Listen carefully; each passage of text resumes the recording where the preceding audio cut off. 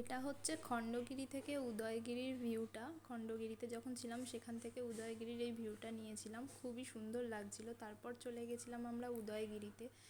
সিঁড়িগুলো দেখে হয়তো কিছু বোঝা যাচ্ছে না, কিন্তু সিঁড়িগুলোর থেকে উঠতে প্রচণ্ডই কষ্ট হচ্ছিল, বিশ্বাস করো। যারা গেছো তারা খুব ভালো করেই জানো সিঁড়িগুলো মানে অনেকটাই উঁচু উঁচু, উঠতে খুব কষ্ট হচ্ছিল। আর এখানে উদয়গিরিতে খুবই বাঁদরের উৎপাত। মানে ওরা কি হাতে কিছু দেখলে টেনে নিয়ে চলে যাবে। আর এখানে ওদেরকে খাওয়ানোর জন্য আলাদা বাদাম বিক্রি হয়, আমার বর খাওয়াচ্ছিল। তারপরে আবার আমরা এই মন্দিরটা একটু ঘুরে দেখছিলাম। পুরো মন্দিরটাই সাদা রঙের, খুবই সুন্দর লাগছিল দেখতে। মন্দিরটা বন্ধ ছিল আমরা যেই টাইমে গিয়েছিলাম, তবুও বাইরে থেকে দেখে খুবই ভালো লাগলো।